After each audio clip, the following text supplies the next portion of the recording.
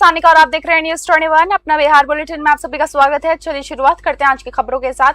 पहली खबर हमारी बक्सर से है। बक्सर के सिमरी प्रखंड स्थित एसएफसी गोदाम में जन वितरण प्रणाली विक्रेताओं को निर्धारित मात्रा से कम खाद्यान्न दिए जाने के आरोपों के बाद प्रशासन ने जांच शुरू कर दी है। डुमरांव एसडीओ के निर्देश पर गठित 4 सदस्यीय संयुक्त जांच दल ने गोदाम पहुंचकर नापतोल की व्यवस्था और इस्तेमाल किए जा रहे कांटे की जांच की, जिसमें कुछ खामियां सामने आई। पीटीएस दुकानदारों ने डिजिटल मीटर में छेड़छाड़ कर तेल प्रभावित करने का आरोप लगाया और इसी के साथ में फेयर प्राइस डीलर्स एसोसिएशन की ओर से पिछले 2 से 3 महीनों से कम खाद्यान्न मिलने की शिकायत की जा रही थी। जांच टीम को 24 घंटे में रिपोर्ट सौंपने का निर्देश दिया गया है। रिपोर्ट आने के बाद ही पूरे मामले की वास्तविक स्थिति स्पष्ट होगी। बक्सर से सुंदरलाल की रिपोर्ट। सिमरी प्रखंड मुख्यालय के सभागार में शनिवार को भूमि विवाद से जुड़े मामलों के समाधान के लिए जनता दरबार लगाया गया और अंचलाधिकारी भगवती शंकर पांडे और थानाध्यक्ष ज्योति कुमारी ने फरियादियों की समस्याएं सुनी। जनता दरबार में जमीन के सीमांकन, कब्जे, रास्ते और स्वामित्व से जुड़े कुल 20 मामले सामने आए। जन सुनवाई के दौरान कुछ मामलों में दोनों पक्षों के बीच बहसबाजी भी हुई, जिससे अधिकारियों ने शांत भी कराया। इसी के साथ में अंचलाधिकारी ने बताया कि अब तक 5 मामलों का निष्पादन किया जा चुका है, जबकि अन्य मामलों की सुनवाई जारी है। अधिकारियों ने दोनों पक्षों से दस्तावेज और साक्ष्य प्रस्तुत करने को कहा। प्रशासन ने लोगों से भूमि विवाद का समाधान आपसी विवाद बढ़ाने के बजाय कानूनी प्रक्रिया के माध्यम से कराने की अपील की। बक्सर सुंदरलाल की रिपोर्ट। बांका जिला सभागार में जी राम जी अधिनियम को लेकर जागरूकता हेतु पंचायत प्रतिनिधियों का सम्मेलन आयोजित किया गया।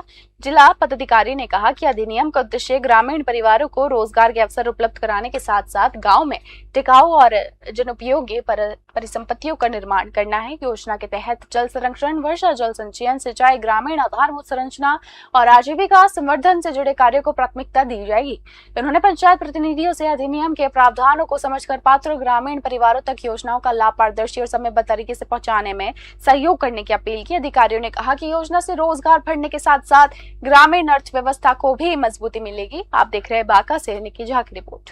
राष्ट्रव्यापी आह्वान पर भारतीय कम्युनिस्ट पार्टी की पश्चिम चंपारण इकाई की पदयात्रा के तीसरे दिन मझोलिया प्रखंड में 2 जत्थों ने गांव-गांव जनसंपर्क किया। इसी के साथ एक जत्था श्रीपुर और दूसरा मोहच्ची की बनकटुआ से रवाना हुआ। कार्यकर्ताओं ने श्रीपुर, माधोपुर, सेनवरिया, बखरिया, मझोलिया, सरी, सावा और पकड़ी समेत कई इलाकों में लोगों से संवाद किया। पदयात्रा 6 से 15 अगस्त तक जारी रहेगी। इस दौरान भाकपा कार्यकर्ताओं ने महंगाई, भ्रष्टाचार, बेरोजगारी और बढ़ते अपराध कर रोक लगाने, किसानों की कर्ज माफी और 4 लेबर कोड वापस लेने तथा दलितों, महिलाओं और अल्पसंख्यकों की सुरक्षा जैसे मुद्दे उठाए।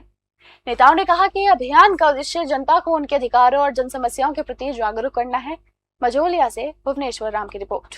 संत शिरोमणि गुरु रविदास जी की 650वीं जयंती वर्ष के अवसर पर बांका समाहरणालय सभागार में पवित्र कलश स्वागत एवं जन जागरण कार्यक्रम आयोजित किया गया।